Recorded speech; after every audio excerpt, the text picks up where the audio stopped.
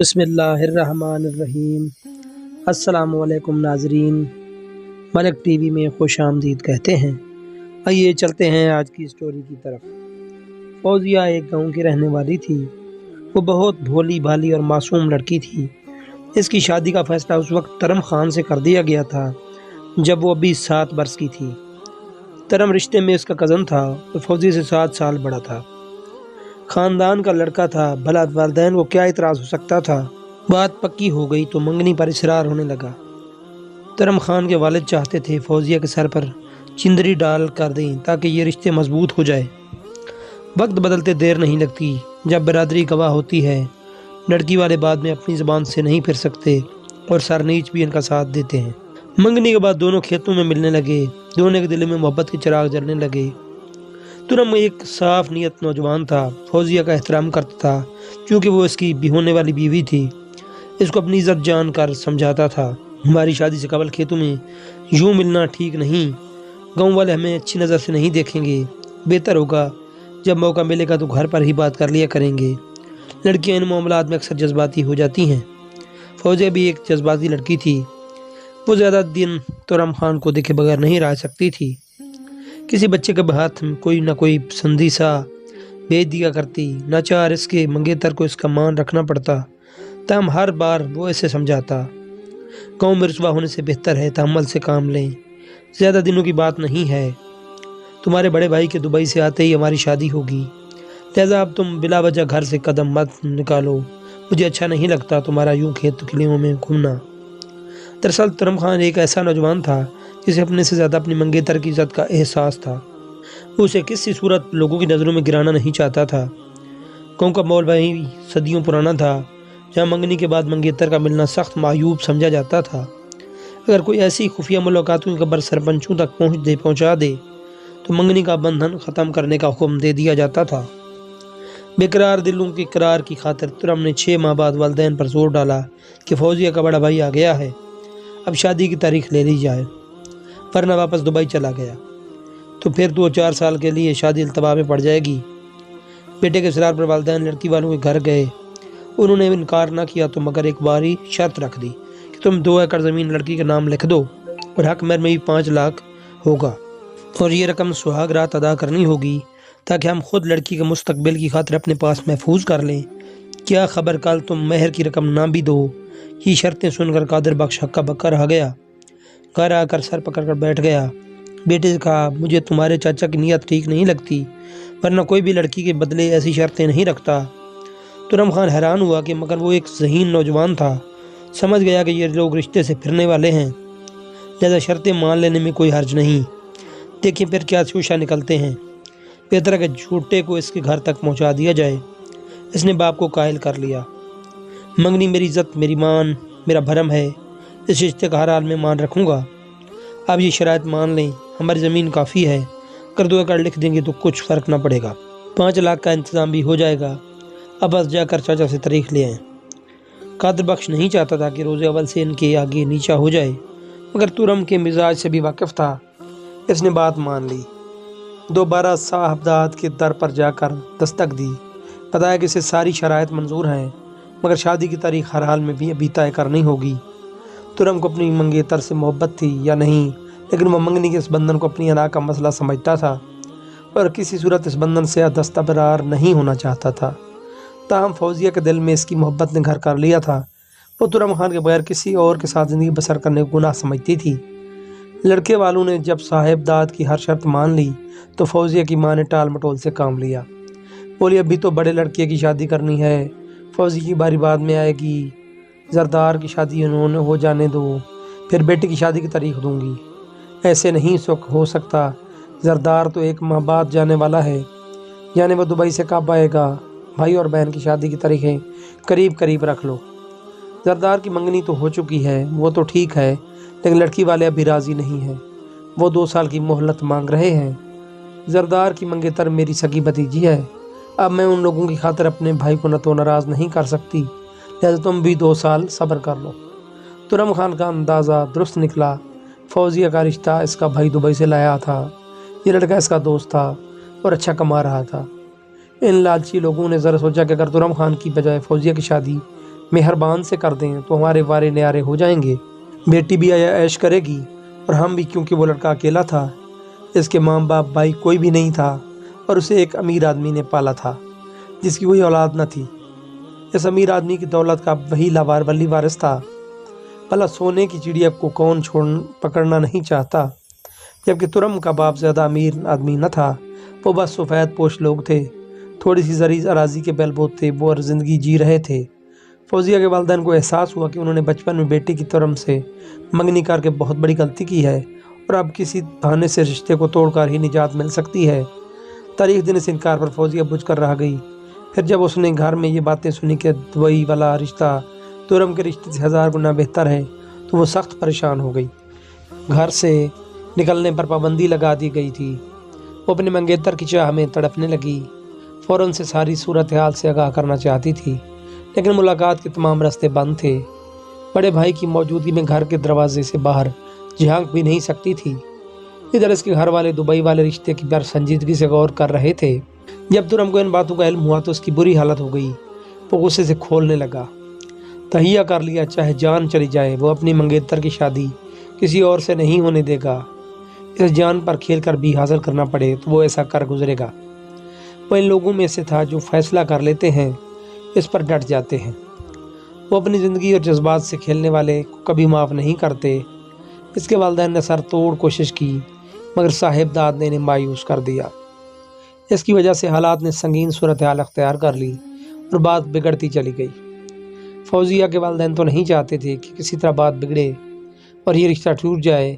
وہ بیٹی کی زیادہ سے زیادہ قیمت لگا رہے تھے اور شرائط بڑھاتے جا رہے تھے، جبکہ ترم خان ان کی سب شرائط منظور کرتا جا رہا تھا۔ وہ اپنی منگیتر کے منہ مانگے دام دینے کو تیار تھا، کیونکہ فوزیہ اس کے دل کی گہرائیوں سے محبت کرتی تھی۔ ترم خان اس سے جدائی کے دکھ سے بھی بچانا چاہتا تھا۔ وہ کہتا تھا، میں مرد ہوں، حوصلہ کر لوں گا، لیکن وہ لڑکی ہے، جبر کی زندگی گزارے گی تو جیتے جی مر جائے گی۔ جب صاحب داد اور اس کی بیوی نے دیکھا کہ یہ لوگ کسی صورت رشتہ توڑنے پر آمادہ نہیں، تو ایک دن لڑکے کی ماں کو بلاوا بھیجا اور پھر بہانے سے بری بھلی سنا کر خوب بےعزتی کی۔ ظاہر ہے سب کچھ برداشت کیا جا سکتا تھا، لیکن ترم خان جیسے بیٹے کے لیے اپنی ماں کی بے عزتی برداشت کرنا محال تھا۔ جس روز انہوں نے ان کی والدہ سے احانت آمیز سلوک کیا، اسی دن منگنی ٹوٹ گئی۔ لیکن اس نے دل میں تہیہ کر لیا کہ فوزیہ کی شادی کسی اور سے نہیں ہونے دے گا، اور اس کی لالچی والدین کو ایسا مزہ چکھائے گا کہ عمر بھر یاد رکھیں گے۔ منگنی ٹوٹتے ہی سردار نے دبئی سے اپنے مالدار دوست مہربان کو بلوا لیا اور اس کی بہن کے ساتھ منگنی کا اعلان بھی کر دیا۔ فوزیہ پہلی منگنی ٹوٹنے پر ناخوش تھی، اب اور بھی رو رو کر ہلکان ہو گئی۔ موقع ملتے ہی وہ ایک شب ترم کے گھر آ گئی۔ وہ بیٹھک میں سوتا تھا، اس نے اسے جگایا اور اپنے محبوب کے کندھے پر سر رکھ کر رونے لگی۔ ترم نے اسے خاموش رہنے کا اشارہ کیا اور بولا، جب تم نے اتنا قدم اٹھا لیا ہے تو بولو اب کیا چاہتی ہو؟ وہ بولی، میں ہمیشہ کے لیے تمہارا ساتھ چاہتی ہوں، میں تمہارے اس خواب کو تعبیر دینے پر راضی ہوں، تم اچھی طرح سوچ لو۔ میں نے اچھی طرح سوچ لیا ہے، مجھے اپنے لالچی ماں باپ سے نفرت ہو گئی ہے، اب لوٹ کر ان کے پاس جانا نہیں چاہتی۔ یہ میری ذات کی زیادہ سے زیادہ قیمت لگانا چاہتے ہیں، میں ان کی بیٹی ہوں، کوئی بکاؤ مال نہیں، مگر انہیں اس کا ذرہ بھر بھی احساس نہیں ہے کہ ان کے لالچ اور ہوس کے باعث میرے دل پر کیا گزر رہی ہے۔ تو پھر آؤ آج ہی شہر نکل چلو، وہاں ہم نکاح کر لیتے ہیں، پھر تمہیں مجھ سے کوئی نہیں چھین سکے گا۔ اسی وقت اس نے موٹر سائیکل پر دیوانی لڑکی کو بٹھا لیا۔ شہر زیادہ دور نہ تھا، 20 منٹ سے بھی کم وقت کا سفر تھا۔ صبح ہونے میں کچھ دیر باقی تھی۔ ترم فوزیہ کو لے کر ایک دوست کے پاس گیا۔ وہ اکیلا رہتا تھا، اپنے گاؤں سے پڑھنے شہر آیا ہوا تھا۔ تمام معاملہ ترم نے صفدر کو بتایا تو اس نے کہا، بے وقوف، 2 دن کی چھٹیاں ہیں، کورٹ بھی بند ہوگا، کورٹ میرج کے لیے تمہیں انتظار کرنا پڑے گا، لیکن مجھے فوراً نکاح کرنا ہے اور فوزیہ کو جلد از جلد واپس گھر پہنچانا ہے تاکہ کسی کو شک نہ ہو یہ گھر سے بھاگ گئی ہے۔ تو پھر ایسا کرو، صبح ہوتے ہی میں اپنے ایک رشتہ دار مولوی صاحب کو گھر بلا لیتا ہوں، گواہوں کا انتظام بھی ہو جائے گا، گھر پر نکاح پڑھوا لیتے ہیں، پھر اس کے بعد فوزیہ کو لے کر گاؤں لوٹ جانا، نکاح نامہ میرے پاس چھوڑ جانا، میں اسے رجسٹر کروا لوں گا، پھر تم فوزیہ کے واپس پہنچ کر واپس آ جانا۔ صبح سویرے صفدر مولوی صاحب کو گھر لے آیا، گواہ بھی اٹھا کر لے آئے۔ نکاح کی رسم پوری کر کے ترم فوزیہ کو واپس گاؤں لے گیا۔ جب گاؤں آدھ کورس رہ گیا تو اس نے اسے موٹر بائک سے اتار دیا۔ کیا فوزیہ کی خالہ کا گھر تھا، وہ خالہ کے پاس چلی گئی اور روئی پیٹی کے ماں باپ اس کی شادی زبردستی دبئی والے لڑکے سے کر رہے تھے اور اسے یہ رشتہ قبول نہیں ہے، اس لیے یہاں آئی ہے۔ اس نے خالہ کے آگے ہاتھ جوڑ کر کہا کہ آپ میرے ساتھ چلو اور میرے ماں باپ کو سمجھاؤ ورنہ جان دے دوں گی۔ خالہ بیچاری گھبرا گئی۔ اس نے شوہر کو کسی طرح راضی کیا اور وہ دونوں اسے اپنے ساتھ اسی وقت صاحبزاد کے گھر لے آئے۔ یہاں سب پریشان تھے کہ صبح سویرے فوزیہ کو گھر نہ پایا تھا۔ وہ ابھی سوچ وچار میں تھے کہ کہاں گئی۔ بیٹی کا پوچھنے نکلیں کس سے کیا کہیں، اتنے میں وہ خالہ اور خالوں کے ہمراہ گھر پہنچ گئی۔ خالہ روتی ہوئی فوزیہ کی ڈھال بن گئی اور اس کے والدین کو سمجھا بجھا کر ٹھنڈا کیا کہ تمہاری بیٹی کہیں نہیں گئی تھی، یہ منہ اندھیرا میرے گھر آئی گئی تھی، اب مجھے ساتھ لے آئی ہے تاکہ میں آپ لوگوں کو سمجھاؤں۔ یہ موجودہ رشتے سے ناخوش ہے اور مہربان سے شادی نہیں کرنا چاہتی، آپ لوگ زبردستی مت کریں۔ معاملہ سنجیدہ دیکھ کر فوزیہ کے والد نے بیٹی کو تسلی دی کہ دھیرج رکھو، ہم زبردستی تمہاری شادی نہ کریں گے، منگنی اس وجہ سے کی ہے کہ تم سوچ بچار لو، ہم تمہاری بھلائی کے لیے سب کر رہے ہیں، ابھی تمہاری رخصتی تو نہیں کر رہے جو اتنی پریشان ہو رہی ہو۔ خالہ اور خالو نے اپنی فراست سے معاملہ رفع دفع کرا دیا اور لڑکی کے والدین کو بھی یقین ہو گیا کہ ان کی بیٹی کسی کے ساتھ نہیں گئی تھی بلکہ پریشانی میں خالہ کے گھر چلی گئی تھی۔ یہ کسی کو پتہ نہ تھا کہ وہ ترم کے ہمراہ اس کے دوست کے گھر میں نکاح کرائی ہے۔ فوزیہ سمجھی کہ خالہ اور خالو کے سمجھانے پر اس کے والدین راہ راست پر آ جائیں گے، پھر موقع دے کر وہ ان کو اپنے نکاح کی بات بتا دے گی۔ وہ بڑے بھائی کے دبئی لوٹ جانے کا انتظار کر رہی تھی۔ دراصل وہ زردار سے بہت ڈرتی تھی، چونکہ شادی 2 سال بعد ہونی تھی، لہذا زردار اس کا دوست دبئی لوٹ کے اب فوزیہ پر گھر سے نکلنے پر پابندی نہ رہی۔ وہ جب موقع ملتا ترم کی منقوہہ سمجھ کر ملتی، اور اب تو حوصلہ اتنا بڑھ گیا تھا کہ آدھ رات کو جب گھر والے گہری نیند میں ہوتے وہ ترم کی بیٹھک میں چلی جاتی، اور اس کے محبوب کا گھر چند قدم پر تھا۔ بیٹھک کا دروازہ فوزیہ کی خاطر کھلا رہتا تھا۔ آدھی رات کی ان ملاقاتوں نے جلتی پر تیل کا کام کیا اور دونوں کے ہاتھ سے حوصلے کا دامن جاتا رہا۔